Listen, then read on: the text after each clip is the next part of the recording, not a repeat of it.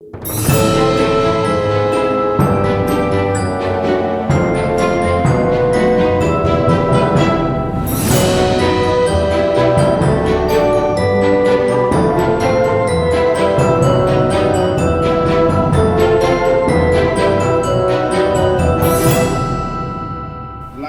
speak as to opening pathways of communication consciousness. Okay, Lance Baker. Welcome, Lance Baker, and I hope you are here. Thank you. Thank you very much for having me along, Marco, and everybody who's been involved in the process of opening up the World Hypnosis Congress here this week. And I want to thank all you guys that have taken time out of your evening or day or whatever time it is there to come and join us. For me, it's 4 a.m. in the morning because I'm in Australia. I'll begin with a little bit about who I am to give you some context and what I'm going to be talking about here today. As I said, my name's Lance Baker. I'm from Australia.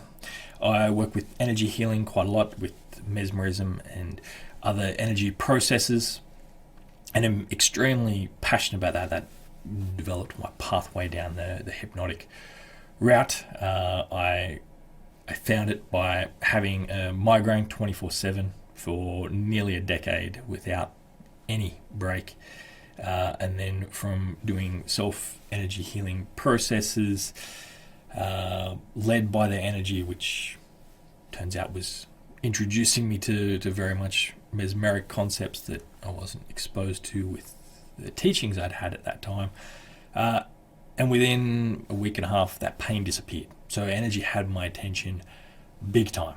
And within a few months of doing stuff with that, I had a pretty profound experience of entering a somnambulistic state and having another aspect of consciousness communicate through me without any of my conscious interference with that or understanding of what was going to be said, just hearing it coming out of my mouth.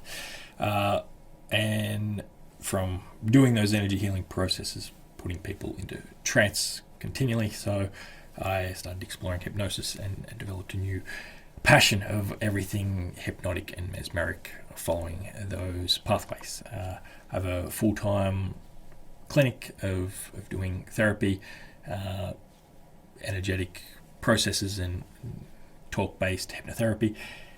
Unless I'm doing purely energy, I always engage in conversation with consciousness. I give consciousness at least a basic way to communicate back to me, but aim to get that as much and clear as possible whenever that is beneficial. And so that's what I'm talking about here today, is ways of opening these pathways with communication with consciousness. So I use the term consciousness so it doesn't confuse these subconscious, unconscious things, parts therapy, things like that. If you've explored hypnosis for quite a while, you probably have seen that there's not just a one thing of who you are. You'll have different aspects to your consciousness and inner conflicts and things like that, but you can use what I'm talking about in any one framework. So that's the process of this talk here today. I'll be going over a few things, just briefly the history of communication with consciousness, why two-way communication is important and how that's helpful for change work, what options for two-way communication are there, how to open these pathways of communication within hypnosis or mesmerism to be able to get the most out of your therapy, and then finally how to actually engage with consciousness by each of these methods to get the best results for your clients or yourself. Quite a few of these processes can be done as self-therapy in waking states or the hypnotic states.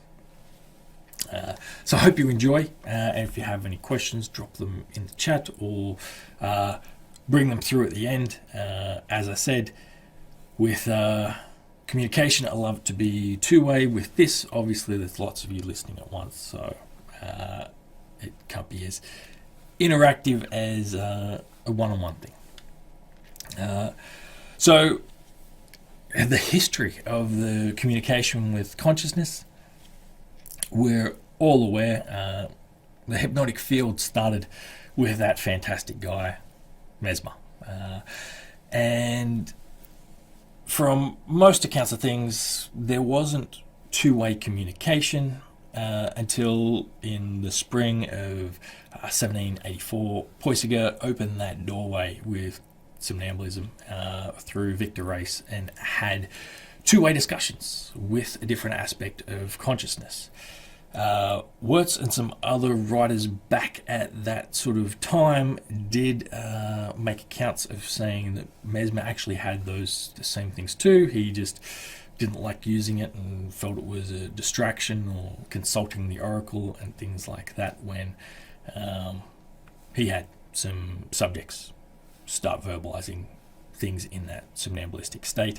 Obviously wasn't there, so I can only take their accounts of writing through on that.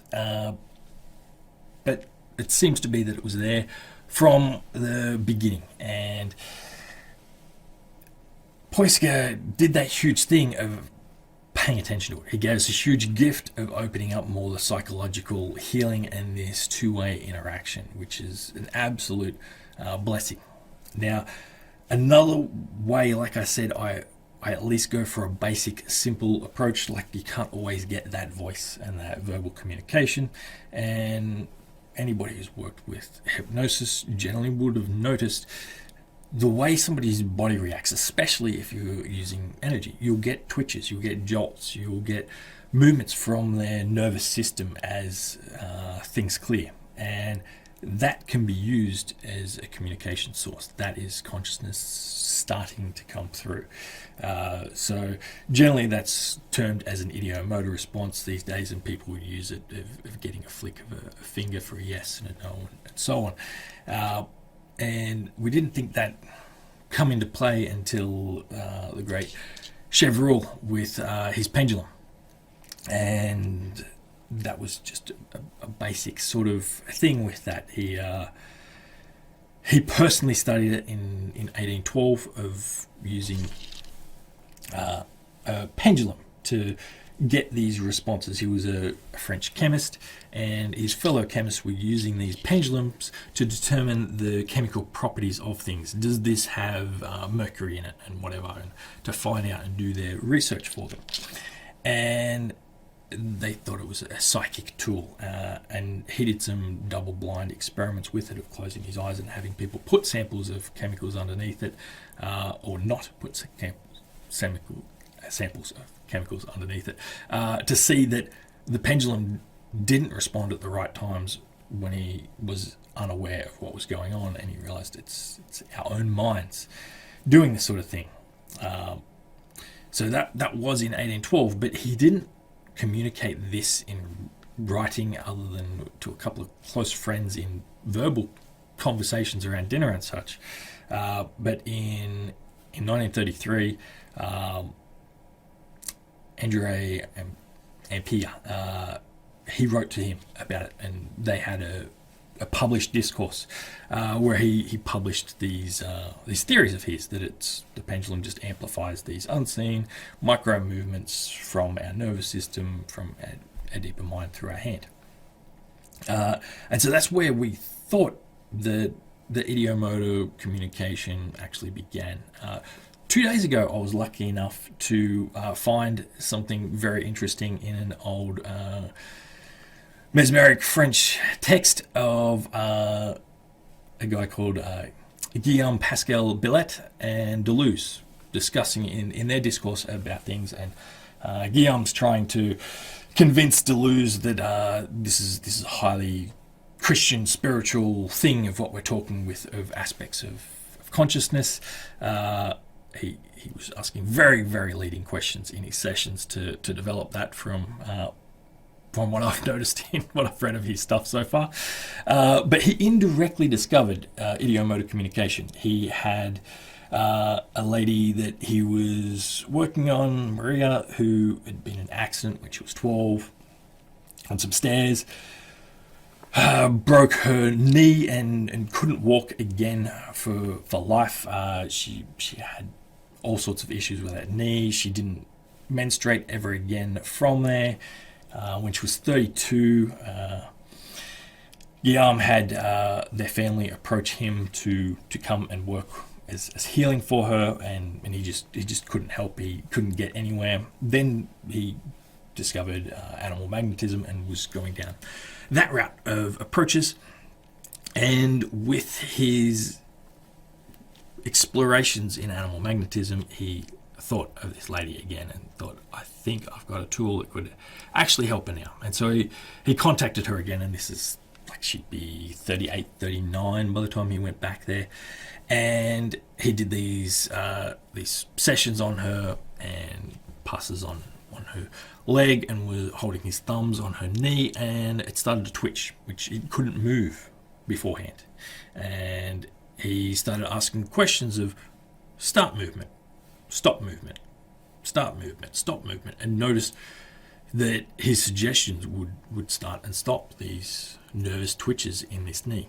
And he decided to open that up for a binary communication of getting that knee to twitch. So it did 3 upwards and downwards movements for a yes and 3 sideways movements for a no. And so he was using an ideomotor response in a mesmeric process well before anybody else used these nervous system for communication, which got me really excited 2 days ago to find that this approach that I use actually began with mesmerism. Just sadly, the guy's questioning processes with it were a bit rough, but if he's the first person to use it, it's obviously going to be a bit rough. And so that was published in April 1825 in a piece called Psychological Research on the Cause of Extraordinary Phenomena. I'll just ruin the French pronunciation of that, so I'll go with the English translation of it. If anybody's after that text, I can send you that. That's no problem. It's easy to find on archive.org. Where the term ideomotor comes in is a guy called William Carpenter. It was sometimes just called the William Carpenter effect from him finding it. He coined that term ideomotor, and he was inspired by Chevreul's work and his research team member Thomas Laycock, who was a doctor who first extended the doctrine of reflex actions to the brain, and this was in 1852. The next year, another one of their research team members, Daniel Noble, termed ideodynamics to include more diverse use of ideomotor and a wider array of phenomena, which I'll be getting into shortly. The three of them shared their work with a guy that everybody in the hypnosis world knows, James Braid, and this is where he got his term monoideism and monoideodynamics from in 1855. And that was all about just focusing the mind unnaturally on a single idea to create a response. Hippolyte Bernheim, the School of Nancy, played with ideomotor response a fair bit and wrote about it a little bit in his Suggestive Therapeutics, but he was very suggestion-based more so than the questioning-based. It disappeared for a while, wasn't really used much by anybody as far as I can tell until the 1930s with Milton Erickson in his early investigations of hypnosis. He played with the ideomotor response a little bit, and hand levitations and things like that. And in the 50s, it was taught in a more streamlined approach in the questioning processes by 2 guys, Leslie Lecron and David Cheek. Now, Leslie Lecron is the key person for opening up this kind of communication in a hypnoanalysis context that we'd use it for today, of everything that you just heard about in the Simpson protocol with Inez just a moment ago, and what you've seen demonstrations of. Lecron used pendulums as well, but he maneuvered it into finger signals and yes, no, maybe, I don't want to say, things like that. And until Leslie, more often than not, the term idiomotor response was just used to describe the reflexive actions of a post-hypnotic suggestion. That when you command somebody something in hypnosis and they go and do it, then that was an idiomotor response. It was the idea of making the movement. And so Leslie had been inspired by Milton and really delved into it in his practice. David Cheek come and learnt off him, and then they worked together teaching it at hypnosis symposiums around America quite often. And Leslie Lecron was very exploratively. He liked to do experiment with hypnosis, so he played with it in a lot of different ways. They inspired Ernest Rossi, and David Cheek wrote a book with him. They worked very closely together. Rossi developed his own little process that's more of a waking hypnosis light trance state sort of process called mirroring hands. It's a lot more open-ended and client-directed rather than therapist-driven investigative approaches. It's a really interesting thing. It's not what we're going to be talking about here today, though. But if you're looking at exploring that work, it's mostly written or taught by his mentee Richard Hill, who's a fellow Aussie and a great guy. Now, where this amplifies in a different way of idiomotor response is a thing called automatic writing, where you get consciousness to control a hand and hold a pen and write, and sometimes that's done with like a planchette, sort of like what's in a Ouija board, but with a pen sticking out of it, and you can hold that to write.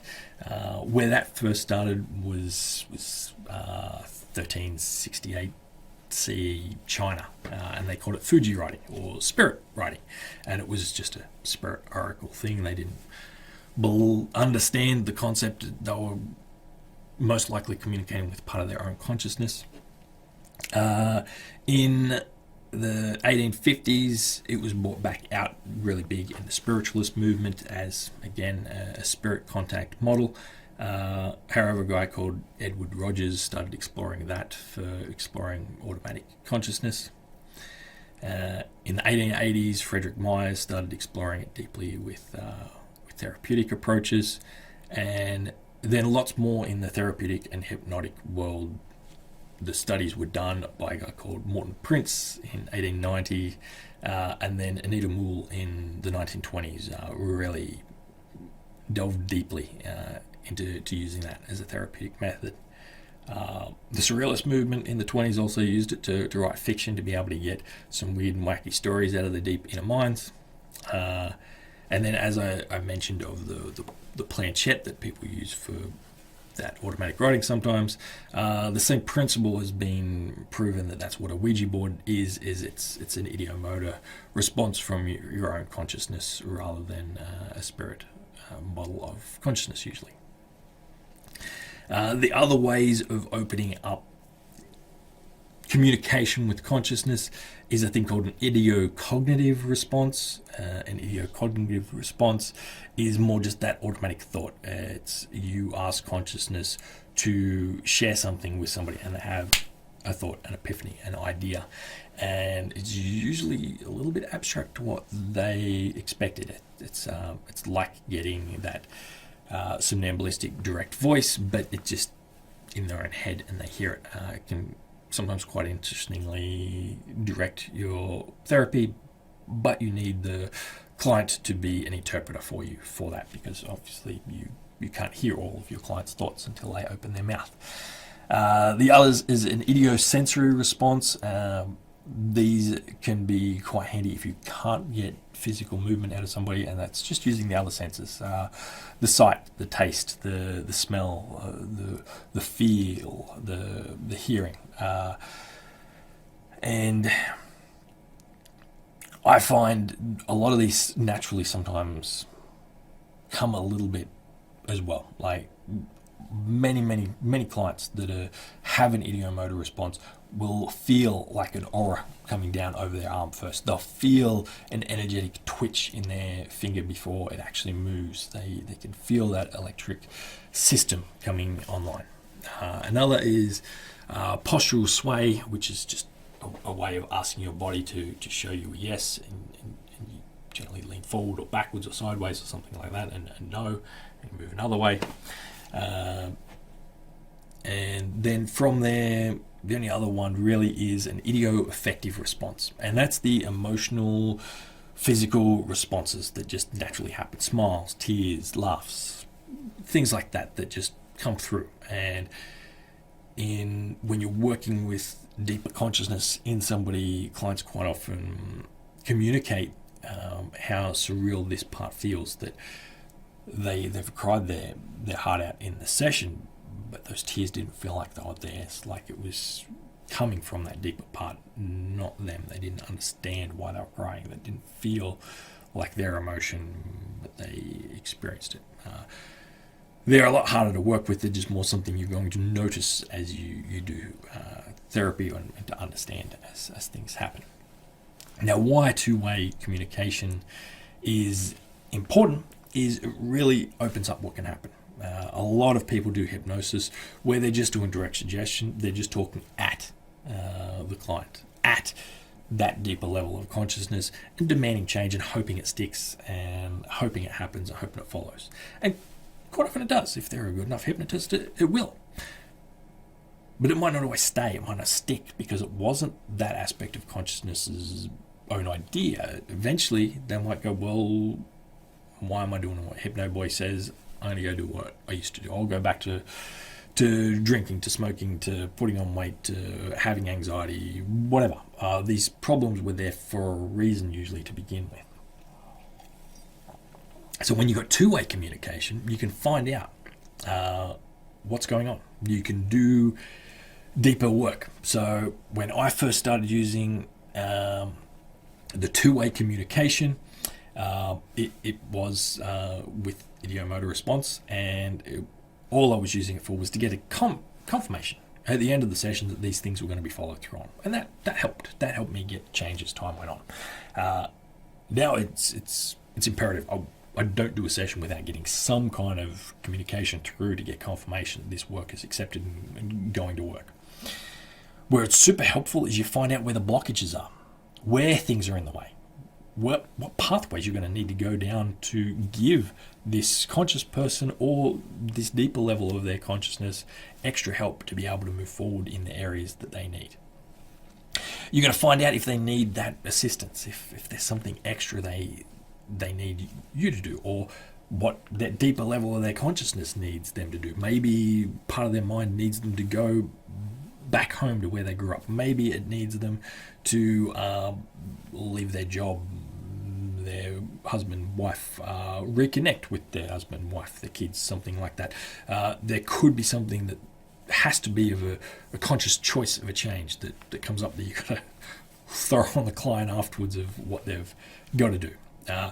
The huge bit of where I use it is in a hypnoanalysis way, in investigation, to find out why this is there to begin with. If there's something that, an aspect of whatever that issue is still actually needed. If there's something we need to keep in mind to get that change to stick so it doesn't revert back to the old pattern because we've solved whatever the root cause of why that was there to begin with. Now, with this investigation process, that can take up quite a bit of a session, or it could be quite small and you're working mostly with using these things as a way to convince that change and ask micro questions along the way of your big ask of what it is you want for that change. A huge advantage of all of these is it doesn't take much time to set up any of these responses, to set up an ideomotor response, to teach consciousness how to do automatic writing, or to go for voice and have that communication. Once you've spent that time to set that up, it's always available. you can always open that door again really quickly. The more you do these sort of communications with any aspect of consciousness, it gets easier and easier and easier every time. And so because of that, if the client's about to leave your office and they give you this one little extra bit of information that would have been really handy for your therapy beforehand, you can jump straight back in, do something really, really quick, and send them on their way.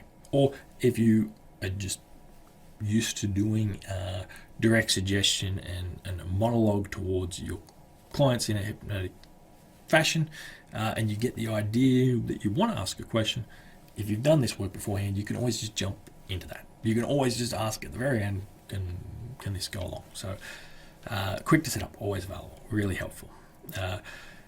Communication about an issue is way less traumatic than regression to that issue. And personally, in my practice, a large percentage of what I deal with is trauma. I'm dealing with people that have been horrifically abused, and quite often at very young ages, or by people they love deeply, loved or respected or trusted deeply, that shouldn't have happened. And with that, if I jump straight into regression with that, this highly traumatic and a really crappy thing to do to somebody. Whereas if I'm conversing with the part that's holding that wound, holding that story, then we can get all the same details without it being quite as personally emotive, and we can help that part of consciousness shift it. If you're setting these things up right and you're used to communication with them, you know full well when you are in communication with this part and when it's conscious interference. So it helps avoid conscious interference because you notice straight away when that conscious self is making a movement, when that conscious self is writing, when that conscious self is talking. If you're just going down that automatic writing or the pendulums or an idiomotor response approach, you don't require trance. You can do it without trance. So that opens up the option that if you've worked with somebody before, it's really easy to do something when you're in a cafe, a pub, a dinner. It's super handy to have that thing. You can do it on yourself and ask deep questions. There's not many ways people can do hypnoanalysis on themselves without using one of these sort of approaches.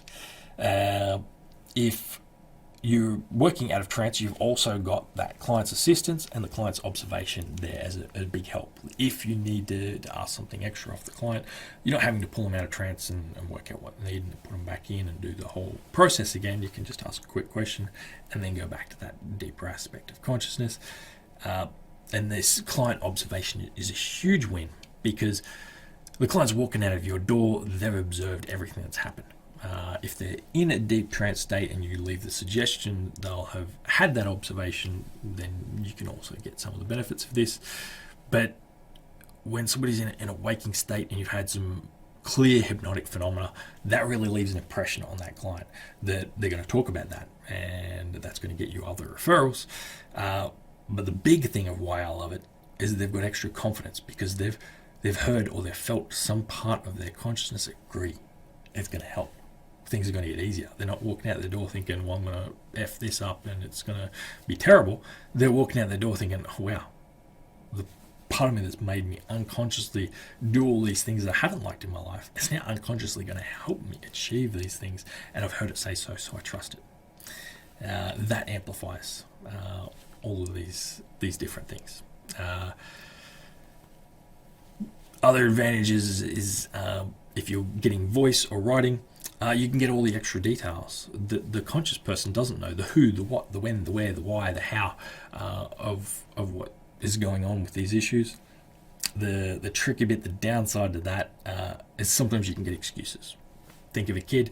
If my kids get up to trouble, they've always got excuses when I catch them out. It was my sister, it was my brother, it was because of this, it was because of that, it wasn't me. And elaborate stories sometimes come out of a kid when they don't want to get in trouble off mum or dad. Sometimes these deeper aspects of consciousness can give you a bunch of excuses, which can be harder to deal with.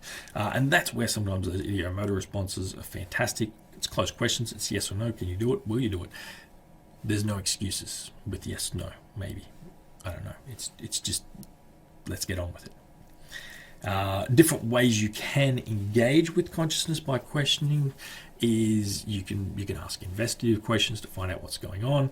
You can just, after you've done suggestions, get that confirmation. You can alternate questions with suggestions, and quite often when you're doing that, you're going to get yeses when it's just a suggestion. So kind of like when you're talking to somebody across the room and you're in a big spiel about some part of your story, you'll probably notice your friend nods their head or shakes their head if they don't agree as you're communicating. And you're not asking them a question, you're just talking and they just nod along as they do. I know I certainly do myself. Now, with an idiomotor response, that's going to happen. You're going to get these yes flickers when you haven't even asked the question, sometimes when that part's involved. So sometimes you can be a little bit tricky with something you really want to happen. You notice it, if it's alternated of suggestions and questions, that you can get some of the things that you just want and need to happen to actually happen without leaving that grey area of maybe this part will say no to that. Now the tricky one, this one I want you to pay close attention with. You can ask leading questions. Now, as Inez was saying before, you don't ask leading questions. Well, I'm going to tell you I do. Time and place though. Hypnoanalysis? No. Do not ask leading questions in hypnoanalysis. As I was saying, that guy Belay, he was using leading questions to find out. He didn't think it was subconscious models. He thought it was either their holy guardian angel or an agent of the devil, and they're the only options he gave this aspect of consciousness he was talking to of what to play with.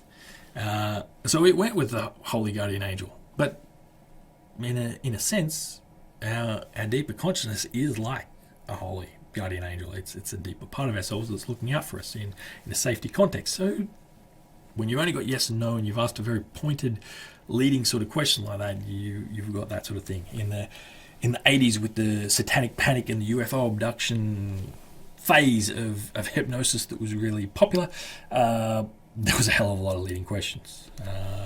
Was it a grey alien or a green alien? It wasn't leaving space of, did you imagine this? Was it this or was that? What colour was the spaceship? That insinuates there's a spaceship. So in hypnoanalysis, if you're looking for something, you will get something. So don't lead with your questioning hypnoanalysis. But when you're after change work, leading questions really, really, really help. You can lead consciousness to understand that pathway for change is better with some of those questions that you ask, that you're leading it towards the direction you like with smaller questions along the way. And another aspect of that, of those leading questions, I use questions that will create doubt within that element of consciousness, that it doubts why it's been doing this thing all along. This anxiety that's been nagging your conscious client with for years upon years to make sure that they're safe, I get it to create that doubt of understanding where that's value is. Yeah, it wants to keep them safe, but has nagged them and made their life hell in this other way. So create that doubt of where this thing is helpful, so that when you've offered a solution later on, it's so much easier to take that on board. The other part is a rapport building sort of questions. So I want to engage and connect with my client. I want to build rapport with all my clients. That's fantastic. It's a huge part of hypnosis. But once that client's come to my office, once they're paying their bill, I don't really need any rapport of them. I really want the best for them and their change and everything like that. My goal, once they've come to my office, once they've made that appointment, is I need to build rapport with that part inside, that deeper part of their consciousness that's going to be able to change this situation, or that's doing this negative effect in their life. I want to build rapport with him or her, whatever it is. So from the moment somebody walks in my office, I'm looking for what the value of whatever this issue could be in their life, the secondary gains, the other approaches that this element of consciousness could be creating this thing for. And I'm going to ask questions and make statements that really connect with that part for that, so that it can trust me, so I can build friends with this part inside. Because if that part of their consciousness is friendly with me, if it feels it can trust me, if it gets along with me, it's going to do that change a hell of a lot easier, because it's going to know that I care about it as well as that conscious client, rather than just demand change upon it and tell it it's been useless and everything it's done has been a waste of time. So rapport building questions are fantastic. With the idiomotor responses, that guy Leslie Lecron I mentioned, he used the questioning skills to find out a confirmation of depth of where people were at. I don't use that because I don't really care about depth. All I care about is the conversation, as you can tell from what I'm talking about here today. But he was teaching doctors and dentists.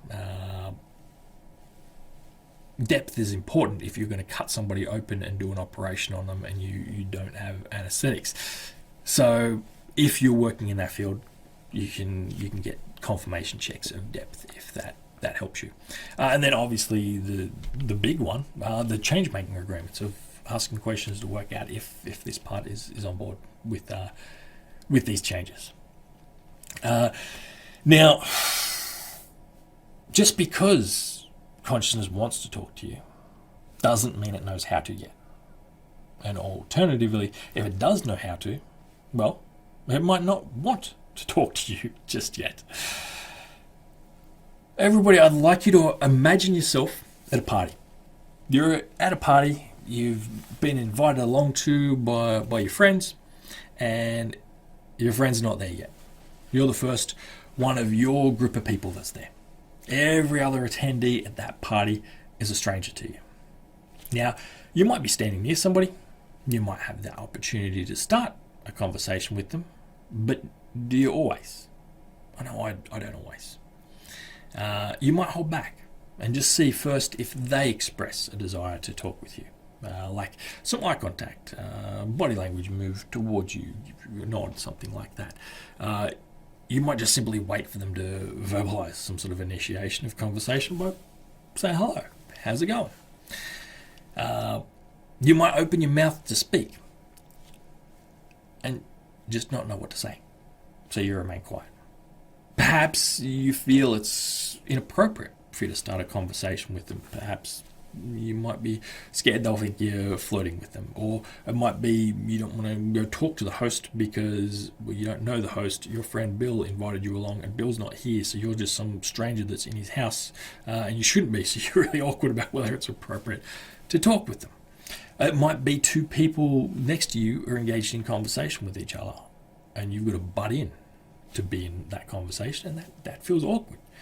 It could be you just prefer to just sit back and observe that party in silence until your friends arrive, because they're the people you're comfortable talking with. You like watching people dance, eat, flirt, whatever, and just be a people watcher.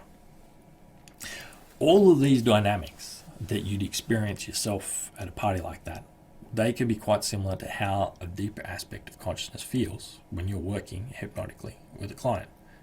It has that doorway that it could talk with you, but it might think, well, this conversation is just between the two of them. He hasn't asked me to speak, I'll remain quiet until I've been given permission to talk. That's a huge thing to keep in mind there. All those different aspects of why you might not talk to somebody, of why consciousness might not be talking to you. Even if you've got somebody in a true somnambulistic state, that deeper aspect of consciousness might not have that need or desire to communicate with you. And if that two-way communication could help you and that client, well, now it's your job. You can create that opening yourself by inviting that part to speak, by encouraging it, by finding ways to coax it out and create that opening yourself. But simply inviting it to speak and give it opportunities to communicate back. With these opportunities for it to talk back to you, well, it might not know how, or it might not have developed the power to do that yet. But with this sort of stuff, you can teach it as you go. Start small, get big.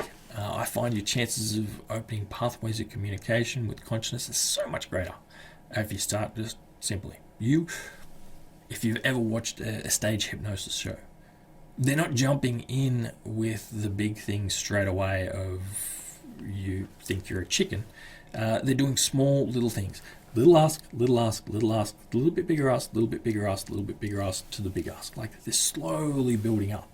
And the more you've had agreeances of things, the more you've proven to consciousness it can do something, the easier it is to go. And so that's what I'm going to be sharing with you of things of how to do here. So the easiest way to begin is just to notice that it's there. Sometimes you get a twitch, a quiver of some part of their body that you notice some aspect of consciousness trying to communicate. Like that said, Billet noticed in Maria all those years ago and engaged in that first communication. You will, if you're observant, see different twitches within somebody's body. The more you work this, you just get a feeling. You might not even have had any, but you just know, well, they've come to a hypnotherapist's office. Part of their mind is curious about what the hell is going on in this place, so it's listening. It's ready to go. So you acknowledge, I see you there. I'd love to communicate with you. Invite it to connect into to all the nerves, the muscles, the fibers of that hand, those fingers, to give it a little flicker, a twitch. Any one of those fingers, just to let me know you're really there. And after that, you can move forward. Now, this doesn't have to be just a finger. You can use anything. It can be a toe, it can be a lip, it can be an eyebrow. It's just about a simple, single little move.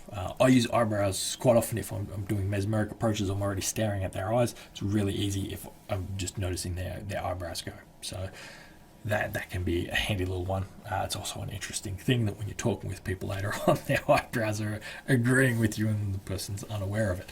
So it's a fun little process to play with. Now, think back to that party scenario. This twitch that you've just got.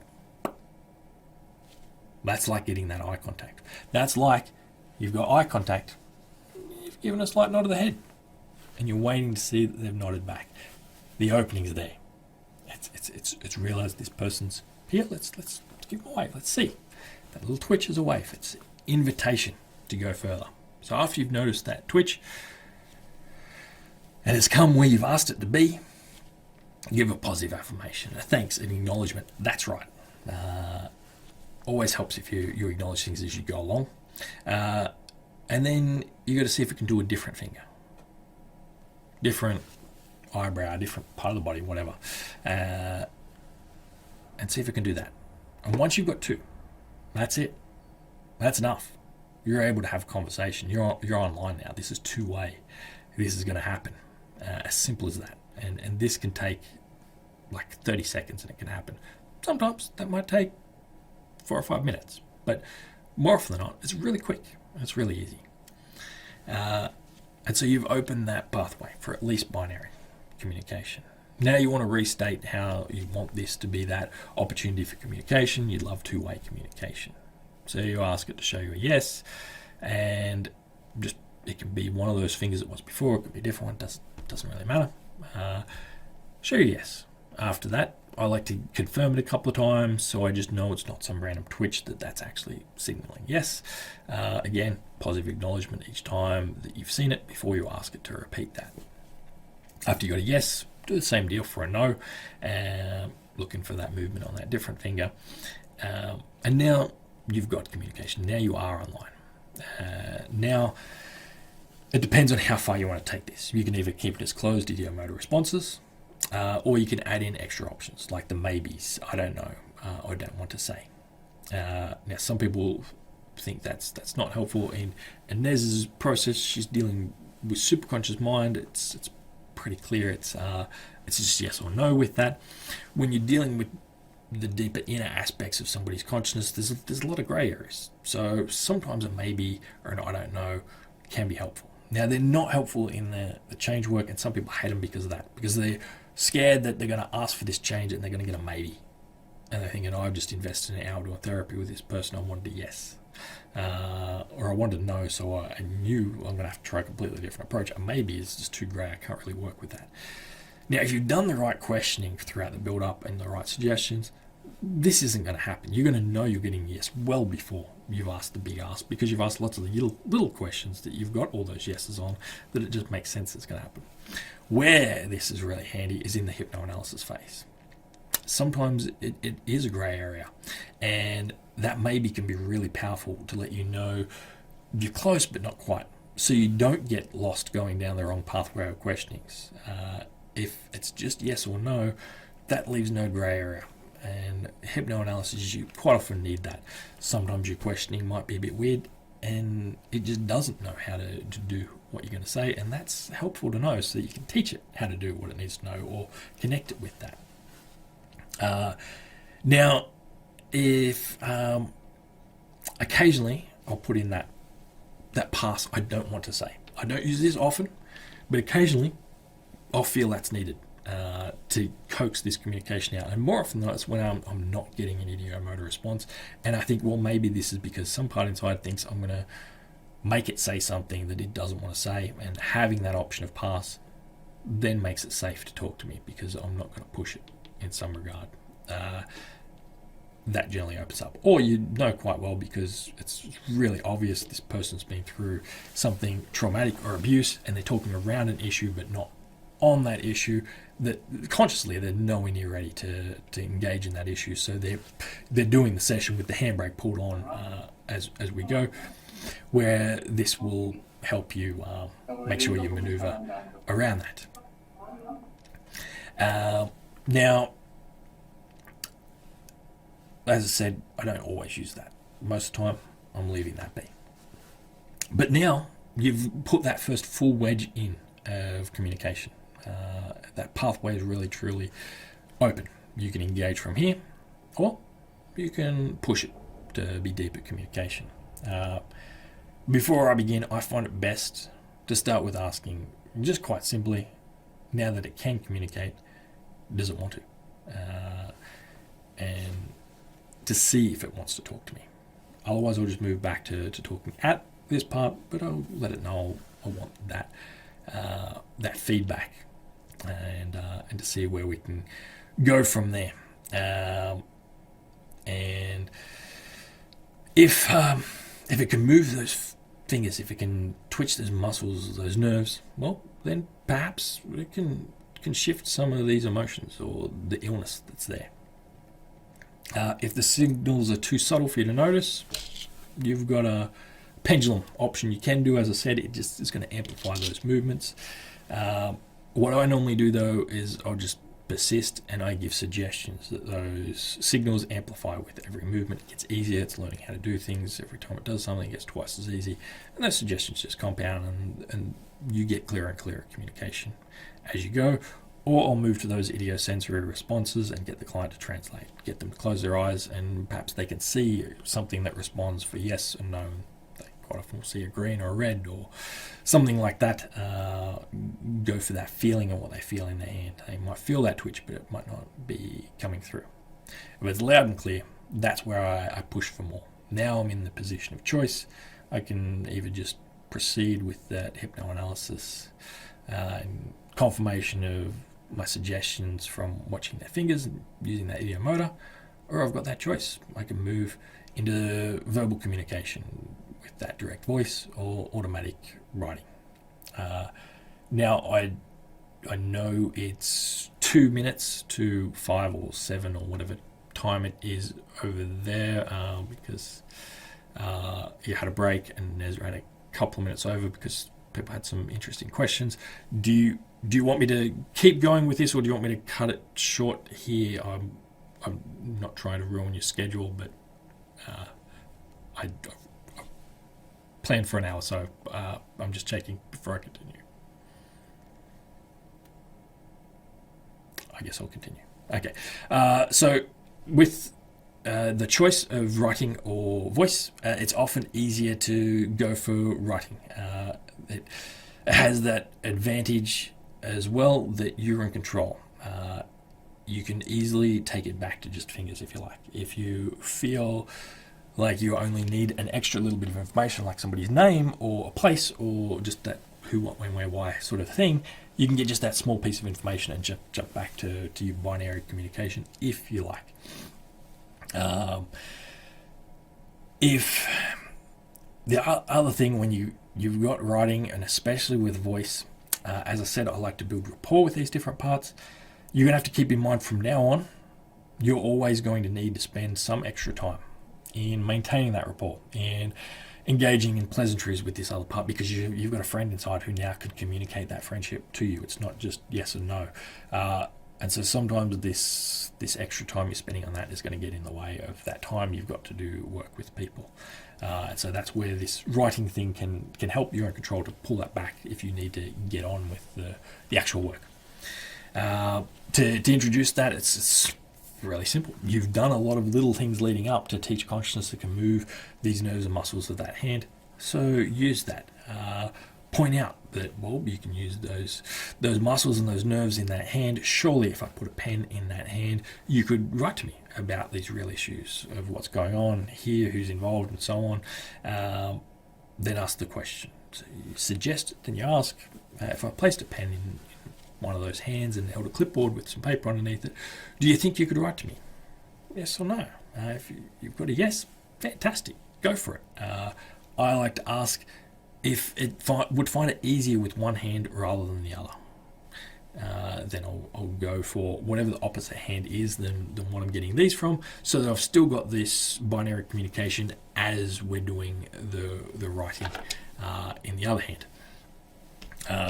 So I'll ask that first, but quite often it might be no, and you might need to go for the hand you've already got those responses in. And then you simply put a pen in there, hold a clipboard underneath it, and let it know that, and ask some questions. Tell it to write, and watch that happen. If it can't happen, pause, ask if it thinks changing hands would be easier. Try that approach. And then just state, well, it's had a practice go with that other hand. It's going to be even easier with this one. You should move. If that fails again, you can always just go back to those idiomotor responses, closed questioning, video cognitive responses, get the client to translate, that sort of thing. If it's working, then you need to watch each movement closely. You're gonna have to hover over your client, looking down at this piece of paper to see what's happening, because quite often the writing's very messy. Quite often there will be no spaces between words, and if you're not watching each letter as it goes, it can make it a bit hard to understand when you're reading later. And quite often letters get written over the top of one another because the hand's not moving across as it's forming these letters. It's a new thing for this aspect of consciousness to write this way. So on a first session, I'll often tell this aspect of consciousness to pace it out one letter at a time and to lift the pen before moving on, so you're not getting this scrolly sort of running writing you can't read. You'll often have to shuffle that clipboard around underneath for them to get it so they're not writing over, and you've got to have some new pieces of paper handy to shove in there straight away. Now, Mool, the lady I talked about before, she delved deeply with this. She found it handy to sometimes just gently nudge the wrist along as it's writing to stop those letters being stacked upon one another, and found that after a short while of doing that, it learnt to move that hand. I only read her response of that a couple of weeks ago in a text, so I haven't explored that one yet, but that was her advice. Sometimes you'll get pictograms. You'll get like a tick or a cross to represent a yes or a no, or a smiley or a sad face for expressing emotion. You'll get abbreviations, just like Y's and N's for yes and no. Sometimes any word that could be shortened, consciousness generally will shorten it. Some automatic writers have been known to write two different things at the same time with pens in each hand, and also while reading. It's pretty diverse with that. Now, if you choose voice instead, it's way easier to get places because conversation verbally is the easiest way to go, and it's even easier to teach consciousness how to talk than it is to write. Where it's difficult as if that part of the consciousness can't create the energetic and nervous pathways there just yet, or more often, what I find is the case, is the client's in the way. The client's not allowing it to happen. They're not in a deep enough place. Their critical faculties in there. They're judging everything, and they're holding on and choking it out. And that happens really easy. So this is where depth of hypnosis can help make things a lot easier if you're after this. Now I like to begin, and I got this off Bob Burns. I like his approach with this. I'm not asking you to do it yet, but if I were to ask, I'd like you to speak. Do you think you could? So asking if without jumping in, you're just getting that little yes or no first, and then you ask. Yes. There is a question from an Italian guy, Giacomo. Yes. Dici pure. Wait a minute for the translation, please. Ho seguito un po' male perché c'erano stati dei buchi che non si sentiva la traduzione. Però volevo dire questo, che il decreto di Ines parlava di superconscio ed erano delle domande dirette, mentre le risposte sono di scrittura automatica o anche dei disegni delle immagini che può dare. Okay. Lance, the answers that the person can receive are automatically answered, or they could be also a sort of drawn. Yes, you can get automatic drawing. I've had a couple of times that it's been drawing rather than written communication. I haven't explored that greatly. I've never asked for that. Some people do that approach where they ask for that. I had it naturally happen.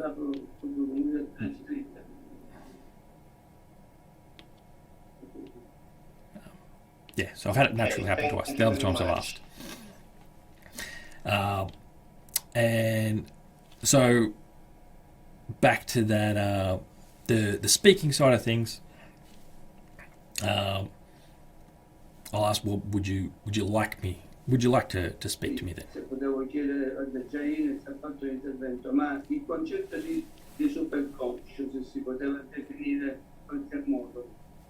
Che differenza c'è tra superconscio e inconscio? È una domanda molto complessa. What is the difference between? Which is the difference between superconscious and subconscious? Superconscious mind is like that higher self, higher aspects of your soul consciousness, where subconscious is a deeper aspect of you personally, in your naturally existence. So that's Inez's process. I teach it and I work with it, but they're very different models. It's outside of somebody. It's more. Il superconscio lavora in onde gamma, onde beta oppure onde alta? The superconscious mind is working on which kind of waves, brain waves? No idea what brainwave frequency it's operating on. I've been able to get superconscious mind communication happen in a waking state and deep state of hypnosis. So essentially that's happening on any brainwave state. But Inez can answer if she's done tests to find if it only happens at certain brainwaves. But I've never tested the brainwaves, so I can't tell where it's at. Yeah. The brainwaves more communicate what is happening in the body, rather than what aspect of consciousness you're connecting to. With your telephone, you can be on a 3G network and still talk to your children, or you can be on 4G or 5G and still talk to your children.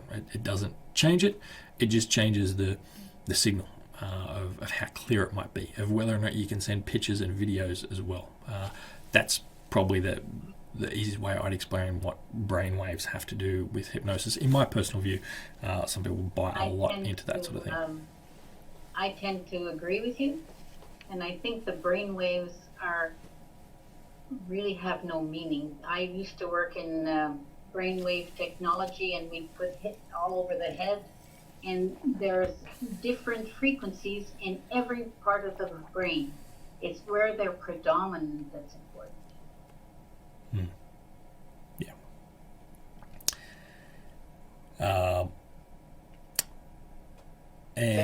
Thank you very much. The time is over now. Yes. Thank you very much, Lance. It was very, very interesting. I hope to see you again. Thank you for having me. Say something. I was excited to come along. If anybody has any questions at a later stage, since we're short on time, please reach out to me. My email is lance@branchesofhealing.com.au. Super easy to find on social media. I'm happy to have you reach out and have some questions. So thanks you for having me along. Thank you very much. We have now 2 minutes of break, and then we start with another teacher. Thank you very much to all.